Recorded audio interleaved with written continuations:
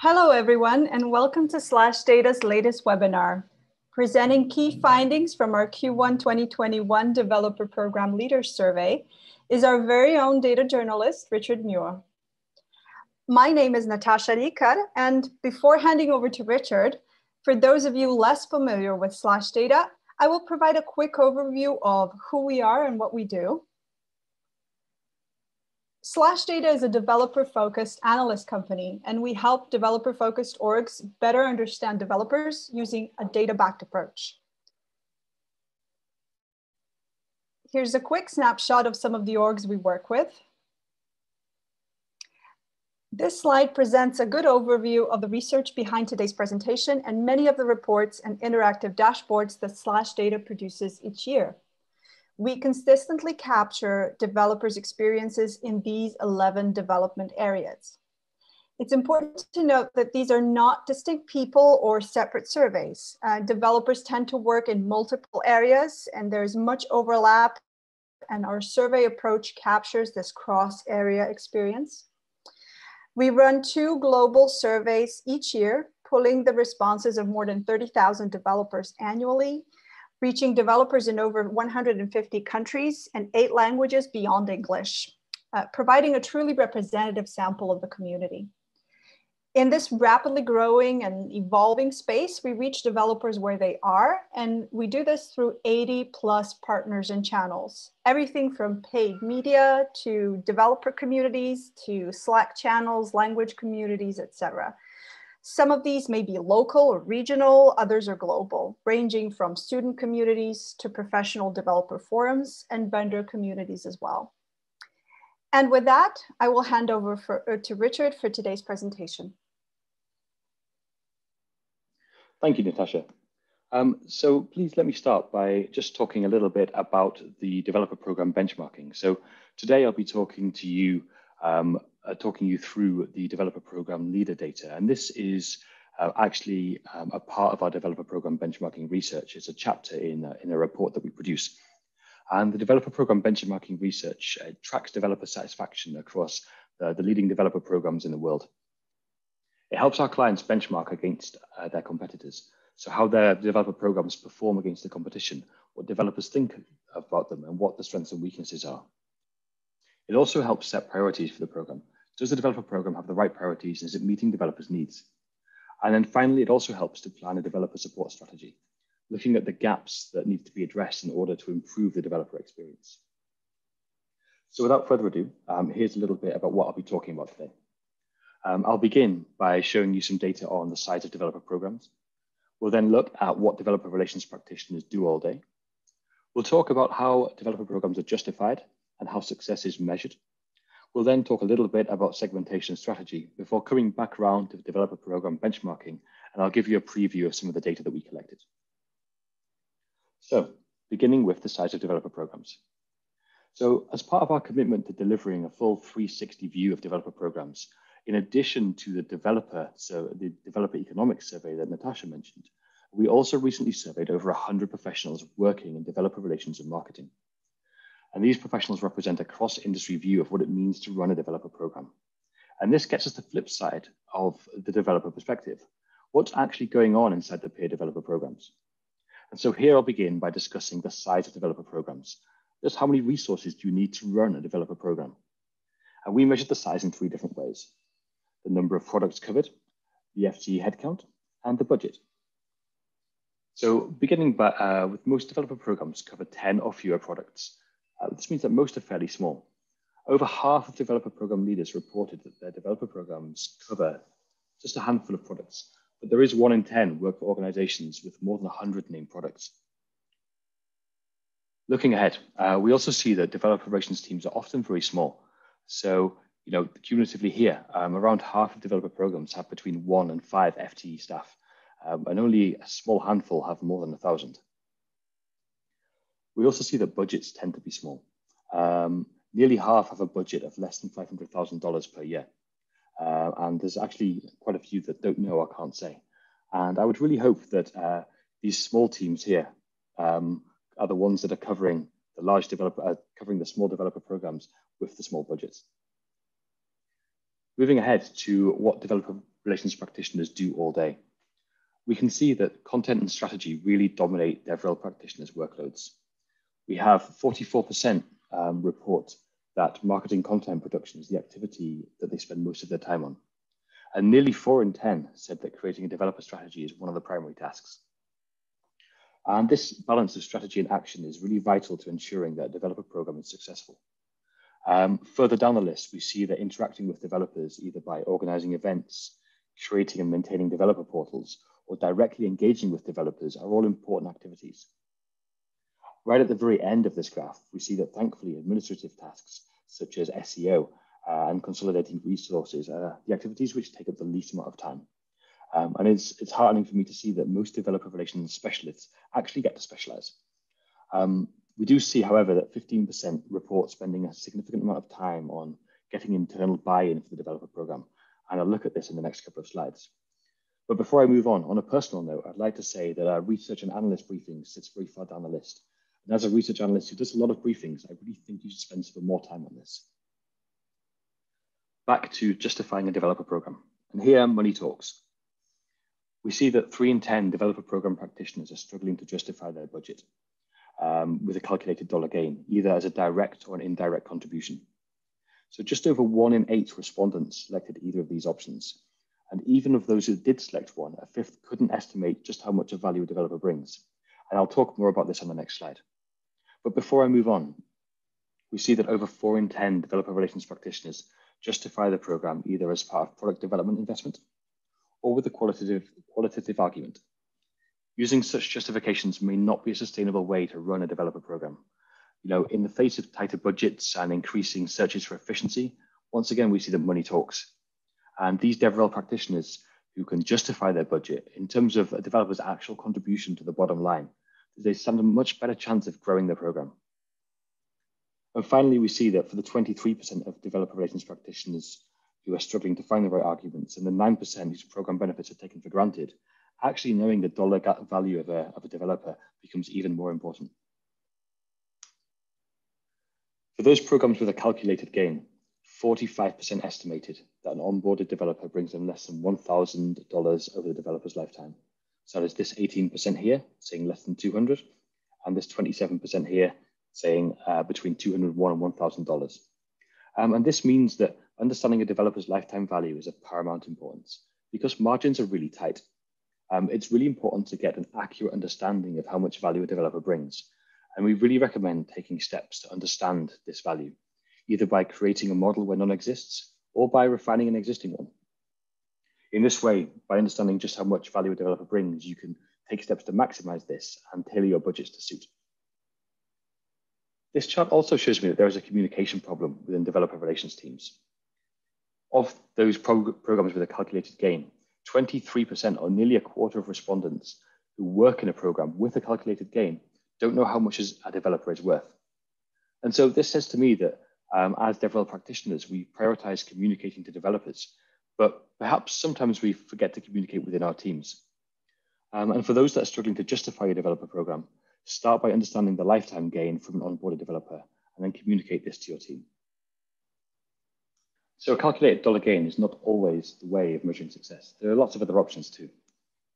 And we see that observed behavior and calculated statistics form the backbone of measurement. There is a really wide variety of metrics and KPIs available to measure the success of a developer program, and it can be overwhelming to choose the right one for your needs. And in this survey, we asked developer program leaders who are involved in dev marketing, dev relations, or dev tooling, which KPIs they use for each discipline. And we can see here that the most important KPIs for developer relations practitioners who are involved in developer marketing are the number of social media followers, the number of page views or video views, or awareness via surveys. We can also see event attendance and ad analytics used by over half of these. And so these practitioners involved in developer marketing make use of online, offline, and derived statistics to get a really wide view of the success of their activities. Compared to developer marketing teams, those involved in developer relations rely less on a single statistic. We can see that the most popular KPI for this group here in light blue is that 42% of them use monthly active users, either through telemetry or API analytics. This is much less than the 63% of developer marketeers relying on social media followers, and 57% of developer tooling practitioners using SDK downloads. We see that developer relations practitioners rely really heavily on secondary statistics. So we have awareness via surveys, net promoter score here on 40%, or developer satisfaction score also on 40%. These are all really heavily used by this group. But the landscape is much different for those involved in developer tooling. Product usage, SDK downloads, and GitHub activity are the bread and butter here. They're used by over half of developer relations professionals involved in this area. And telemetry is also important here, with 47% using it. For these specialists, the quality of developers' interactions with the products and services are the key measures of success, rather than the brand level interaction that is valued by marketeers. Moving ahead to segmentation and strategy, we can see that there's a wide variety of data points that can be used to segment developers, but not all of these data points really should be used. And the one that is used most, we see that a third of developer relations practitioners use programming language. And though this is a really highly actionable approach to segmentation, it does have a lot of drawbacks. So language use is often a choice, and languages may fall in and out of favor. Furthermore, developers typically don't use a single programming language. Instead, they select the best for each task. So making a segmentation by programming language is certainly an actionable approach. You can make decisions based off the back of this. But your segmentation may not be robust, and it will certainly not last the test of time. We also see here that usage of adjacent technologies or platforms or devices, operating systems are also used reasonably often in segmentations. And this is not recommended either, as a segmentation is likely to go out of date. Does anybody listening remember the BlackBerry, for example? But what is common to these data points here is the devices, adjacent technology usage, and programming languages, is that these are all behavioral data points, and they are certainly important. They're important to understand a segmentation rather than to build one. Segmentation should be built on demographics such as age, experience, geography, or professional status. We can also see that nearly a quarter of developer relations practitioners use a developer's target audience or industry as a variable in segmentation. And this is highly actionable. And this is the kind of data point that could really inform a segmentation. So these two bars here, they're really actionable, and they're really valuable for a segmentation. They're not behavioral. But this said, even an imperfect segmentation can be better than none, with the caveat that it is not misleading. We have 23% of developer relations practitioners do not segment developers. And for these, even creating a simple regional or product-driven segmentation may prove to be beneficial.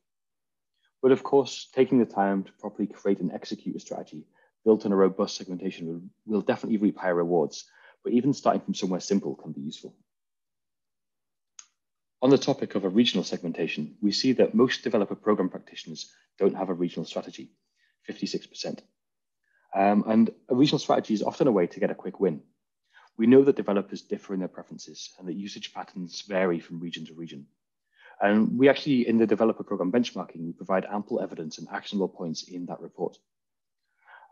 Given that nearly 4 in 10 developer program leaders report that they spend a significant amount of their time on developing a strategy, there may be room in the schedule to take a regional view of your developers. The eagle-eyed amongst you will notice that I haven't mentioned COVID-19 yet. And we did actually collect some data on developer program leaders' impacts from COVID-19, as well as on developers' impacts from COVID-19. And we asked our developer program leaders how COVID-19 has affected their work, asking if there has been a positive or negative impact on delivering different aspects of the developer program.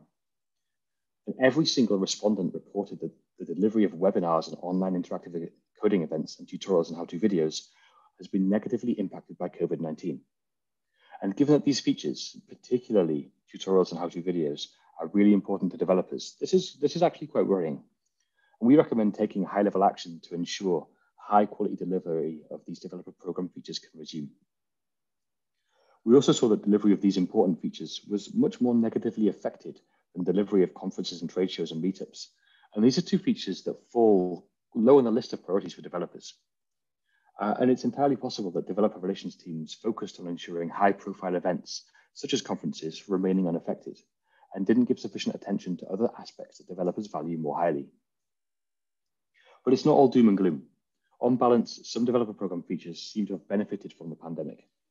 35% of developer program leaders said that COVID-19 had a positive impact on the delivery of documentation and sample code. And the same said for information via newsletters, blogs, and social media. And less than 5% reported a negative impact on either. So it seems that the shift to an online working environment has made it easier to deliver online content. And whilst documentation is definitely important to developers, developer program leaders might need to take disproportionate steps to ensure that developers' preferences continue to be reflected in an online world. Finally, I'd like to speak a little bit more about our developer program benchmarking research. I've alluded to this several times over the report, and I'd like to give you an overview. So our research is composed of a main report and a deep dive, and the deep dive topic changes every 6 months.